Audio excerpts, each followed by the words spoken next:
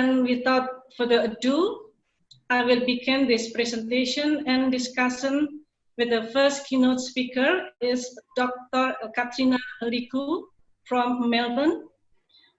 She is Associate Professor at the Department of International Relations and also Deputy Director of Monash GPS, Gender, Peace and Security, Monash University, Melbourne, Australia. She wrote a numerous interesting book, Gender in IR, and her most recent book publication are Young Women and Leadership, right? Dr. Katrina, thank you for joining with us today. I hand it over to you. Lovely. Thank you, Sartika, for your warm welcome. And thank you also to the first Vice Chancellor of Alunga University for your very warm welcome. And it's very nice to see so many friends from the Gender and IR Indonesia community here today. Thanks also for allowing me to deliver my speech in English. I've been practicing my Bahasa, but I'm still not confident enough to deliver my talk. So thank you. So I'm delivering this talk, as the first Vice Chancellor mentioned, from Melbourne, Australia, where some of you might know we've just entered stage 4 lockdown due to the coronavirus. In July, COVID-19 had escaped the hotels where the international travellers had been quarantined who were coming back into Melbourne. And since then, the coronavirus has entered Melbourne's aged care sector, where we have seen most of the COVID deaths among our elderly population. Now there's also community transmission, which has led this week to schools and childcare centres being closed down, to children being schooled from home by their parents, and only essential workers are allowed to work outside of the home. The rest of us need to stay within 5 kilometres of our house. So we all have our own stories of how COVID-19 has created real challenges to how we live, how we work, and how we care for one another.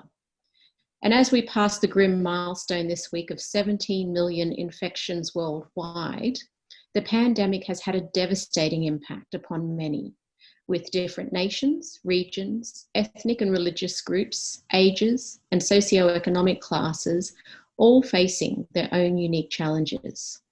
And while it's important that we think about all of these different identity issues, I'm here today, of course, to talk about gender.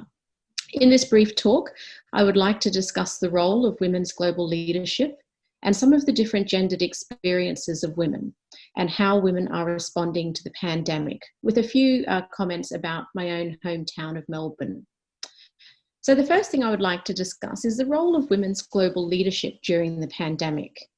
A number of you might have noted some newspaper articles in the media and in the New York Times particularly that has stated that the death rate from COVID-19 is 6 times higher in countries with male leaders than in countries with female leaders. It's also noted that governments with female leaders have been quicker and more effective at flattening the epidemic's curve than countries that have male leaders. So this seems like important figures. But why is this the case? There's been some suggestion, especially in the media, that the reason that women-led countries are doing better in the crisis is because women are more caring, and therefore they're more likely to be better leaders during a public health crisis. However, I think recent research suggests that there might be other factors at play. Importantly, research is suggesting that countries that have women leaders generally have higher rates of gender equality. These countries are more diverse in their leadership teams and their governance structures, and they're more inclusive of the diverse social issues that shape their community. So it may also be the case that nations that include diversity in leadership are more inclusive and therefore better at collectively mobilising effective pandemic responses that reach all aspects of the community. All of this allows them to be better prepared and to have a more of a community engaged and community responsive approach to the global pandemic. And here we might be able to compare the responses, at least in Western states, of New Zealand's Jacinda Ardern, the Prime Minister of New Zealand. And New Zealand has effectively been able to eradicate the coronavirus when compared to the United States, led by Donald Trump, where they continue to be amongst the world's worst infected nations. And some of this is supported by recent research from Georgetown University in Washington that has found that countries that support women's inclusion, women's justice and security, that is, countries that openly support women's rights, appear to be less affected by the pandemic. Alternatively, nations that exclude women from social, economic and political life and perpetuate injustice and insecurity for women are less prepared for major crises like the coronavirus pandemic. This might be because these countries are unable to draw upon a depth of knowledge about how different sections of the community are experiencing the virus. In particular, they are unable to understand how men and women, as gender-specific groups, will experience and be able to respond and adapt to the challenges posed by the pandemic. So in short, this research is suggesting that where women are in leadership positions and where women's rights and where women's rights and inclusion in decision-making is supported, that countries are producing better responses to COVID. But while this may seem important, the reality is, of course, that women are absent from senior leadership and governance roles. And this is clear during the pandemic. If we look at scientific communities, at national parliaments that are making decisions, at civil service and media outlets all around the world who are playing very crucial responses to COVID-19, we are also seeing that these areas lack gender parity. Currently, there are only 14 countries in the world where at least half of their cabinet ministers are women. We know that just 25% of representatives in national parliaments globally are women. And only a quarter of the world's senior health positions are filled by women. But of course, this is in spite of the fact that women constitute almost 70% of the labour force in the global health sector worldwide.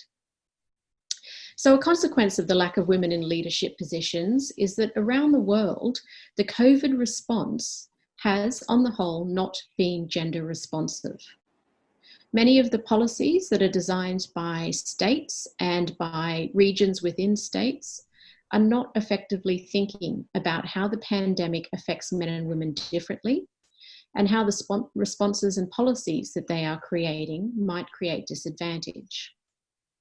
What this means is that the decisions that have been taken in many countries, including Australia, the United States and elsewhere, to do things like enact COVID-19 emergency laws or widespread health responses, or thinking about lockdown policies or financial relief packages, are likely to be male-dominated decisions.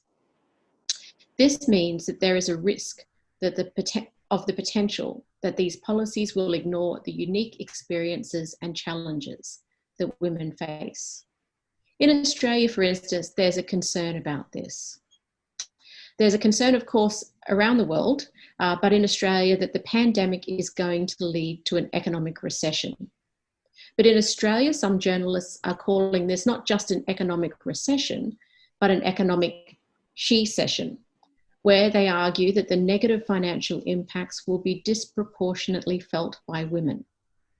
And commentators argue that there's a number of reasons for this. First, women are overrepresented in the precarious job labour forces in areas where they have lost their jobs. So women are overrepresented in part-time work in Australia, in insecure or contract work, and in industries that have had to be shut down because of the lockdown. And this is echoed around the world. Globally, early estimates suggest that women are nearly 2 times more likely to lose their job as a result of the pandemic than men. And again, this may be because they work in industries like cafes and salons, etc., that have been locked down. Furthermore, in some countries, the support packages that provide financial relief for the pandemic can prioritise men's work and don't effectively support industries like childcare. So in Australia, there's been a big debate about how much we support the childcare industry, because failures to support childcare and to make it cheap and readily available for families often means that women have to stop working in order to care for children who are home from school. So Australia, like many countries, has implemented a really large economic rescue package that it is designed to keep people in jobs and to help people who currently aren't able to work because of the pandemic. However, this financial package has focused a lot of its investment in construction and in heavy industry sectors, that is, areas that predominantly employ men. So women have found that they have very little support when it comes to their economic recovery. And while they may have little paid work, one area where we find that women's work has dramatically increased, of course, is in their caregiving roles. Around the world, we find that women's roles as caregivers has dramatically increased. And this is true both in the paid sector, but also in the unpaid sector.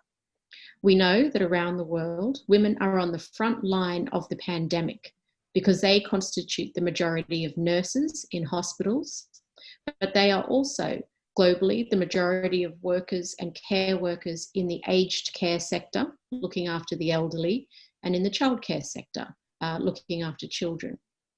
They are also disproportionately taking on the unpaid care roles at home. They're doing the homeschooling of children and they're caring for other family members. And this is causing enormous stress upon women whose responsibilities to the family and the community has massively increased and in many ways become more dangerous because of the pandemic. We also know that women have become more vulnerable to family or domestic violence, particularly during periods of lockdown. According to recent research that was conducted by my own research centre, Monash Gender, Peace and Security, the incidences and severity of domestic violence has increased in Australia during the COVID-19 restrictions. We found that 50% of workers in Victoria, which is the state that I'm in, have reported an increase in both the number of cases of domestic violence, but also in their severity.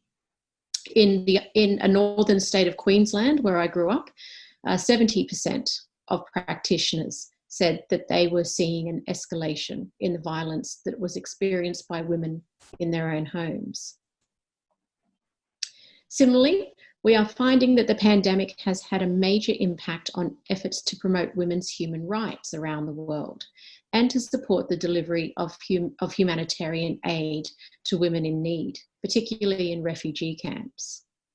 In research again conducted by my own centre earlier this year, we found that the pandemic is significantly hampering women's rights promotion, and that women's peace and security work throughout Asia and the Pacific is suffering greatly because of the pandemic.